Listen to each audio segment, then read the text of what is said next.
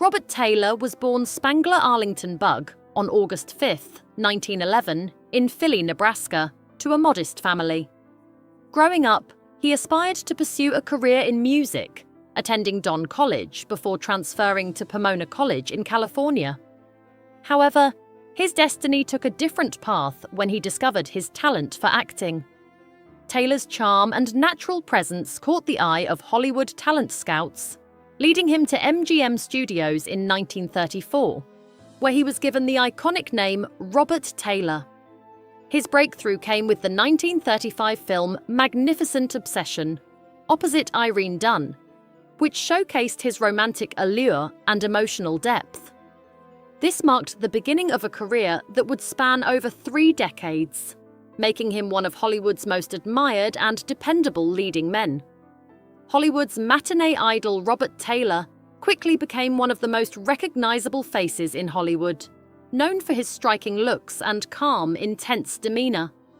His versatility allowed him to shine in a variety of genres, from romantic dramas like Camille, 1936, with Greta Garbo, to wartime films like Bataan, 1943, and Waterloo Bridge, 1940, where his stoic performances captivated audiences.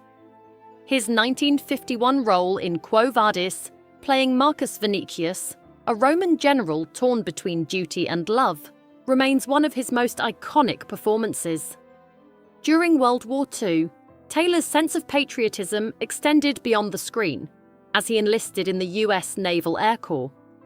His contributions to both the war effort and Hollywood cemented his legacy as an actor who was both heroic on screen and off.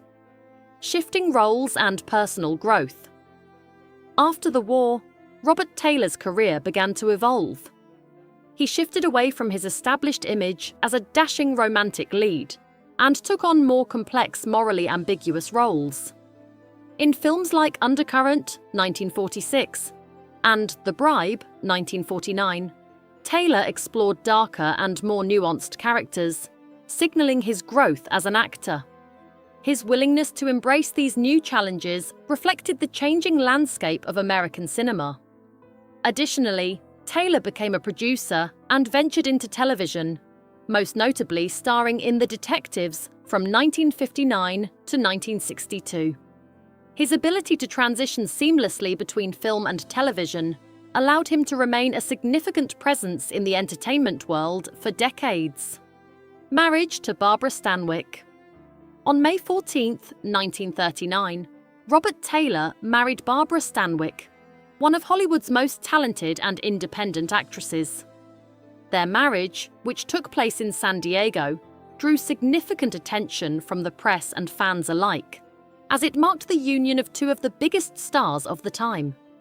Stanwyck, who had a successful career in both film and radio, was known for her strength and commanding presence on screen. Taylor, a handsome and polished matinee idol, was equally beloved by audiences. Their marriage seemed like a fairy tale, but behind the scenes, it was fraught with emotional complexities. The couple's shared household included Stanwyck's adopted son, Anthony Tony Dion, from her previous marriage to comedian Frank Fay. But despite the outward appearances of domestic bliss, their personal differences soon became apparent. Struggles and divorce. Over time, the marriage between Robert Taylor and Barbara Stanwyck began to unravel. Their differences, both personal and professional, became more pronounced. Stanwyck was known for her emotional independence, a result of her difficult childhood, while Taylor, though emotionally reserved, longed for warmth and intimacy in his personal life. Taylor confessed in later years that their marriage lacked the connection he needed, describing their home as filled with unspoken words and emotional distance. The pressures of Hollywood stardom, constant public scrutiny, and incompatible temperaments led to their separation in February 1951, after nearly 12 years of marriage. Stanwyck filed for divorce, citing irreconcilable differences, and Taylor later admitted that he had wanted to leave the marriage years earlier, but felt trapped by guilt and public expectations. Life After Divorce and New Love. Following his divorce from Stanwyck, Robert Taylor found love once again with Ursula Thesiger, a German actress who had made a name for herself in European cinema before moving to Hollywood. Despite his initial reluctance to remarry, Taylor's relationship with Ursula blossomed, and they were married on May 23, 1954, in a private ceremony in Jackson Hole, Wyoming. The location, nestled in the serene Rocky Mountains, reflected Taylor's love for nature and his desire for privacy away from the press. Together, Taylor and Ursula had 2 children, a son named Terence, born in 1955, and a daughter named Tessa, born in 1959. Taylor embraced his role as a father and stepfather to Ursula's 2 children from a previous marriage, creating a close-knit family that seemed to offer the peace and happiness Taylor had longed for. Tragedy strikes, though Robert Taylor found happiness in his second marriage, and tragedy soon struck the family.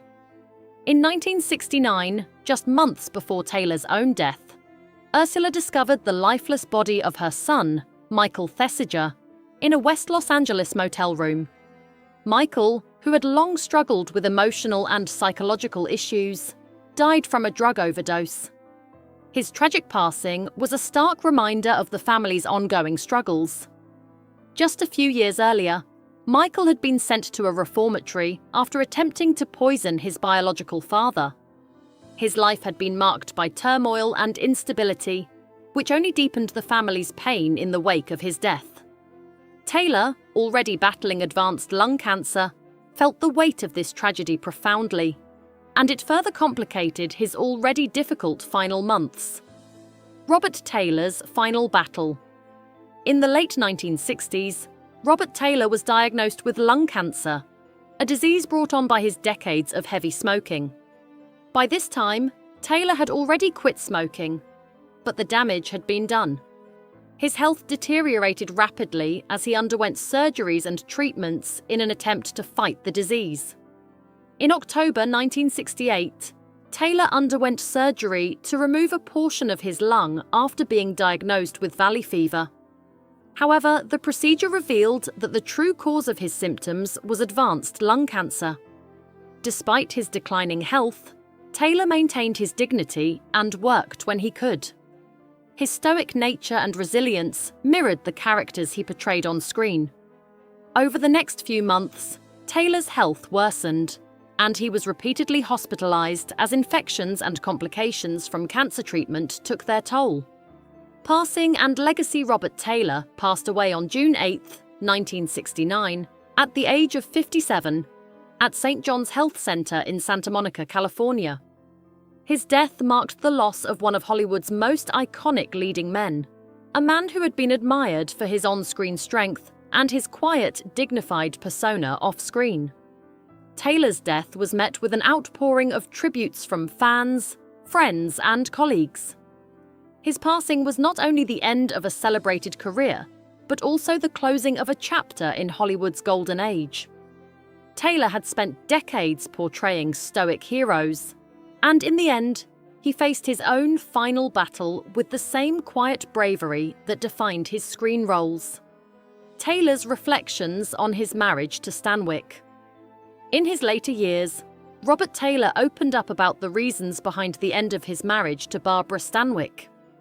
While their relationship had appeared perfect to the public, Taylor admitted that it had been marred by emotional distance and incompatibility. He acknowledged the influence of MGM executives who had pushed him into marriage, at a time when he was still finding his identity. Taylor described Stanwyck as a strong, independent woman, but one who, due to her past struggles, kept her emotions guarded. This emotional mismatch, combined with Taylor's longing for warmth and intimacy, led to a marriage that had become increasingly difficult. Despite these challenges, Taylor spoke of Stanwyck with respect, calling her the most important woman he had ever known. Final years and confession. As Robert Taylor's life neared its end, he reflected on the personal struggles that had shaped him. His confession about the reasons behind his divorce from Stanwyck was an act of honesty, a way for him to shed the layers of secrecy that had surrounded his personal life. Taylor admitted that his marriage to Stanwyck had been an emotional struggle, but he also acknowledged the deep respect and admiration he had for her. Their marriage had been a difficult but formative experience in his life, and he came to see it as a learning process. Despite the pain, Taylor always spoke of Stanwyck with reverence, and in his final moments, he expressed gratitude for the time they had shared. The human side of Hollywood. Robert Taylor's story is a poignant reminder that even the brightest stars have their struggles. Behind the glamour and fame of Hollywood's golden age lay the complexities of personal relationships, emotional battles, and the weight of public expectation. Taylor's confession about his marriage to Barbara Stanwyck, his battles with health, and his reflections on his life add a layer of humanity to his legacy. Though he was known for his stoic masculinity on screen, off-screen, Taylor was a man who faced his own vulnerabilities, making his story all the more relatable and inspiring. His life, marked by both triumphs and tragedies, serves as a reminder that behind every star is a human being with their own story to tell.